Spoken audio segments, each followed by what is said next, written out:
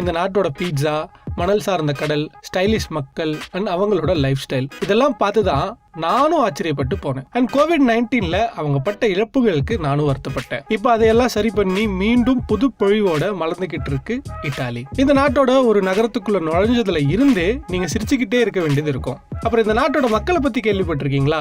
S, Italy மக்கள் தான் யூரோப்லயே பழமையான மக்கள். இந்த மாதிரி இன்னும் ஏகப்பட்ட விஷயங்கள் அண்ட் டூரிஸ்ட் அட்ராக்ஷன்ஸும் காத்துக்கிட்டு இருக்கு. சோ இன்னும் ஏன் வெயிட் பண்ணிக்கிட்டு உங்க சீட் பெல்ட்டை மாட்டுங்க. இன்னைக்கு நம்ம போக போற நாடு இட்டாலி.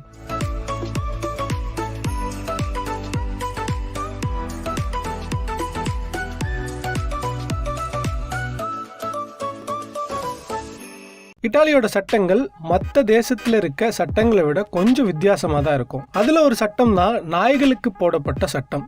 ஆக்சுவலா அது நாயோட உரிமையாளர்களுக்கு போடப்பட்ட சட்டம் அப்படின்னு தான் சொல்லணும். ஏன்னா இட்டாலியில நீங்க நாய் வாங்க முடிவு பண்ண உடனே கவர்மெண்ட் கிட்ட ஒப்புதல் வாங்கணும். அதாவது, ஐயா இந்த மாதிரி நான் நாய் வாங்கி இருக்கேன், நான் இந்த நாயை ஒரு நாளைக்கு 3 வாட்டி வெளியே கூட்டிட்டு போவேன் அப்படின்னு சொல்லி நீங்க கவர்மெண்ட்டுக்கு இன்சூரன்ஸ் கொடுக்கணும். ஒருவேளை இது நீங்க செய்ய தவறினா 6 மாசங்கள் வரை ஜெயில் தண்டனை கிடைக்க உங்களுக்கு வாய்ப்பு இருக்கு. இந்த நாட்டுல இருந்து சுவிட்சர்லாந்துக்கு ஒரு சுரங்கம் வழியாவே உங்களால போயிட முடியும். ஆமா, நீங்க கேட்டது சரிதான். இட்டாலி டு சுவிட்சர்லாந்து நீங்க ரோட்டு வழியாவே போகலாம். இந்த சுரங்கம் கட்டி முடிக்க 17 வருஷங்கள் ஆகிடுச்சாம். அதே மாதிரி இன்னொரு சுரங்கம் வழியா நீங்க இட்டாலி வழியா பிரான்ஸுக்கு போகலாம். அதாவது சுரங்க இருட்டுக்குள்ள இருந்து வெளிச்சத்துக்கு வரும்போது நீங்க வேற நாட்டுக்குள்ள இருப்பீங்க. இந்தியால கிரிக்கெட் தெரிஞ்ச யார்கிட்ட வேணாலும் இந்த கிரிக்கெட்ல நோ பால்ஸ்னா என்ன அப்படின்னு கேட்டீங்கன்னா அவங்க அதை பத்தி மொத்த விஷயத்தையும் சொல்லி கொடுப்பாங்க. பட் இட்டாலியில யார்கிட்டையும் கேட்டுறாதீங்க. ஏன்னா இட்டாலியில நோ பால்ஸ் அப்படின்னா நான் ஹோலி பெல்லே அப்படின்னு அர்த்தமா. அப்படின்னா நீங்க எந்த வேலைக்கும் தகுதி இல்லாத ஒரு மனிதர் அப்படின்னு அர்த்தமா. அது மட்டும் இல்லாம இப்படி சொல்றது மூலமா நீங்க உங்க ஆப்போசிட்ல இருக்கிறவரை மட்டம் தட்ட ட்ரை பண்றீங்க அப்படின்னு அர்த்தம். இப்படி நோபால்ஸ்னு சொன்ன விஷயத்த அவர் கம்ப்ளைண்ட் பண்ணினா உங்களுக்கு 1000 யூரோஸ் வரைக்கும் கோர்ட் ஃபைன் போடுறதுக்கு வாய்ப்புகள் இருக்கு. ஸோ இட்டாலி போகும்போது நோபால்ஸ் அப்படிங்கிற மேட்டரை மறந்துட்டு போங்க. ஏன் கிரிக்கெட்டையே மறந்துட்டு போங்க அப்படின்னு தான் சொல்லுவேன்.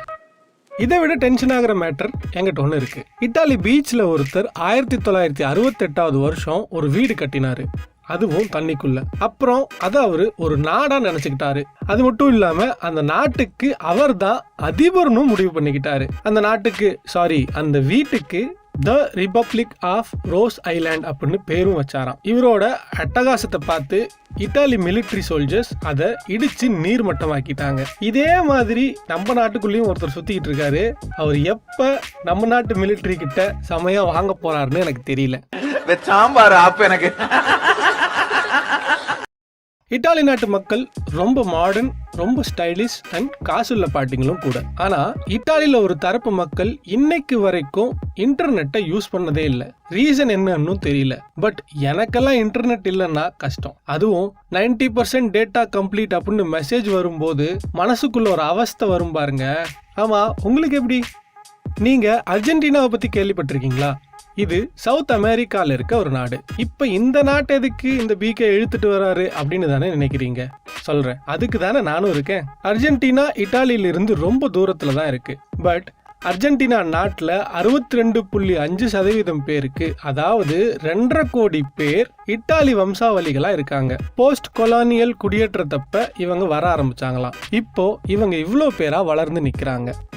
இட்டாலியில லவர்ஸ் பாயிண்ட் அப்படின்னு ஒரு டூரிஸ்ட் அட்ராக்ஷன் இருக்கு. இங்க வர லவர்ஸ் எல்லாம் ஒருத்தருக்கு ஒருத்தர் முத்தம் கொடுத்துக்கிட்டா அவங்க காதல் எப்பவுமே பிரியாது அப்படிங்கிறது ஒரு நம்பிக்கையா இருக்கு. ஸோ நெக்ஸ்ட் டைம் நீங்க உங்க இணையோட இட்டாலியில இந்த இடத்துக்கு போய் அந்த விஷயத்த பண்ண மறந்துடாதீங்க. ஆனா போப்பா, கேர்ள் ஃப்ரெண்டுக்கே வழி இல்லையா?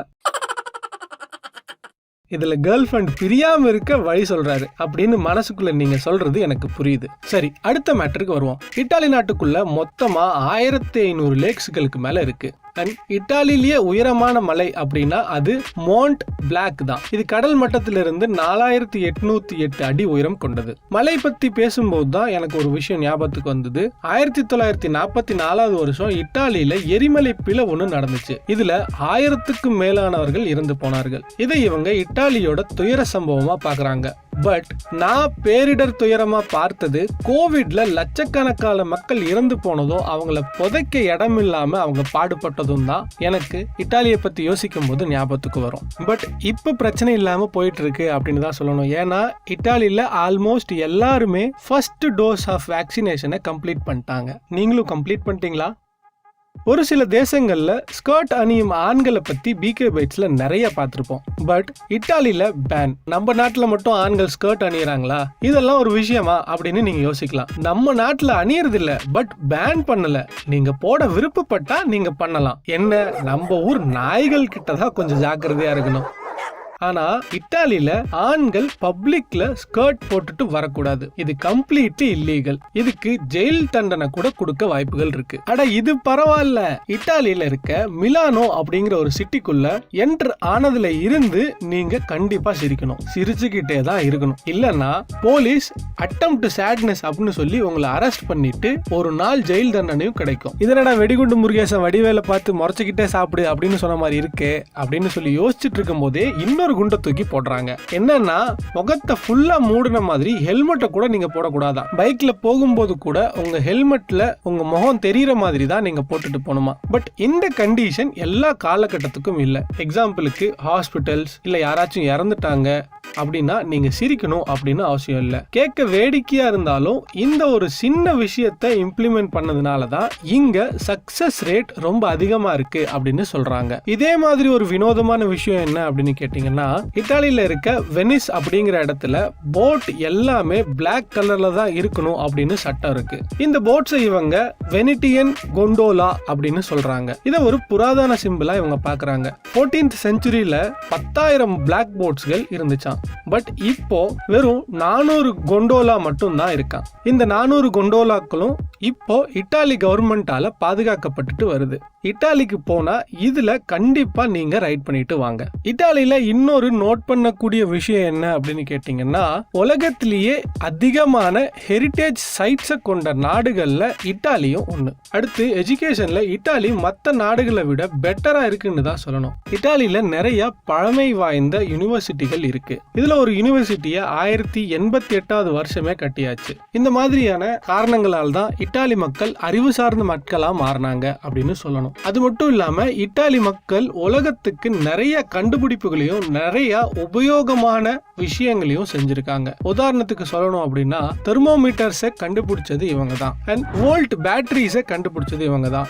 அது மட்டும் இல்லாம ஐ classes, Vespa scooter, Ferrari car, Ducati bike, Lamborghini sports car, அட இவ்ளோ ஏங்க பீஸாவும் இவங்க தான் கண்டுபிடிச்சாங்க.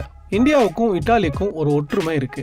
என்ன, நம்ம யூஸ் பண்ற அதே 3 கலரை இத்தாலி பிளாக்லயும் வச்சிருக்காங்களே அதுவா அப்படின்னு கேக்குறீங்களா? அது இல்ல மை டியர் பிகே வைட்டிஸ். என்னதான் டெவலப்டு கண்ட்ரியா இருந்தாலும் இவங்களும் மூட நம்பிக்கை கொண்டவங்களா தான் இருக்காங்க. பூனை குறுக்க போனா இவங்களும் கெட்ட சகுனமா தான் பாக்குறாங்க. அது மட்டும் இல்லாம உங்க ஒத்த கால்ல விளக்கமாறு பற்றுச்சு அப்படின்னா உங்களுக்கு வாழ்நாள் முழுவதும் கல்யாணம் ஆகாதான் அப்படிங்கிறது இத்தாலி மக்களோட நம்பிக்கை. இதனாலதான் நம்ம ஊர்காரங்கள்ல பாதி பேருக்கு இன்னும் கல்யாணம் ஆகலையோ. ஏன்னா நம்ம ஊர்ல அம்மாக்கள் நம்மள அடிக்கிற ஆயுதமா பயன்படுத்துற ஒரே விஷயம் இந்த விளக்கமாறு மட்டும்தான். சோ விளக்கமாறுல அடிக்கிற அம்மாவை நம்மளால ஒன்னும் சொல்ல முடியாது. பட் அம்மா இனிமேல் ஒத்த கால்ல மட்டும் அடிக்காத அப்படிங்கறத கட் அண்ட் ரைட்டா சொல்லிருங்க. ஏன்னா இது கல்யாணம் சம்பந்தப்பட்ட விஷயம். இதே மாதிரி இத்தாலியில யாரும் அவங்க கேப்ப பெட்ல வைக்க மாட்டாங்களாம். ஏன்னா அது நீங்க இறந்து போனதுக்கு அடையாளமா. இது மட்டும் இல்லாம இத்தாலிக்காரங்க லெட்டர்ஸ ரோமன் மொழியில எழுதுனாங்க அப்படின்னா ஐ லிவ்ட் அப்படின்னு அர்த்தமாகிடுமா. அதாவது நான் வாழ்ந்து முடிச்சுட்டேன் அப்படிங்கிறது அர்த்தமா. இதுவரைக்கும் இந்த வீடியோவை கண்டினியூவா பார்த்துட்டு இருக்க ஒரிஜினல் பிகே வைட்டிஸ்க்காக இந்த போனஸ் பாயிண்ட். என்ன பிகே வைட்டிஸ், நீங்க கொலம்பஸை பத்தி கேள்விப்பட்டிருக்கீங்களா? உலகத்துல இருக்க பல நாடுகளையும் பல தீவுகளையும் பல இடங்களையும் கண்டுபிடிச்ச ஒரு எக்ஸ்ப்ளோரர். இவர் அபிஷியலா இத்தாலிக்காரர் தான். ஆனா இவரோட கப்பல்ல இவர் ஸ்பானிஷ் கொடிய பறக்க விட்டதா சொல்லப்படுது. ஏன்னு தெரியல. உங்களுக்கு தெரிஞ்சா மறக்காம கமெண்ட் பண்ணுங்க. சோ அவ்வளவுதான் மை டியர் பிகே வைட்டிஸ். இந்த குறைஞ்ச டைம்ல அழகான இத்தாலியை பத்தி எவ்வளவு இன்ஃபர்மேஷன்ஸ் கொடுக்க முடியுமோ அவ்வளவு இன்ஃபர்மேஷன்ஸ் நான் கொடுத்துட்டேன். இதுல நான் ஏதாவது ஒரு இம்பார்ட்டன்டான இன்ஃபர்மேஷனை மிஸ் பண்ணியிருந்தேன் அப்படின்னா அதை மறக்காம கமெண்ட்ல போஸ்ட் பண்ணுங்க. அது மத்த பிகே வைட்டிஸ்க்கு யூஸ்ஃபுல் இருக்கும். சோ இதே மாதிரியான ஒரு ஒரிஜினல் கண்டென்ட்டோட நான் வந்து உங்களை நெக்ஸ்ட் மீட் பண்றேன். until then bye. நான் உங்க பிகே. இது நம்ம பிகே பைட்ஸ்.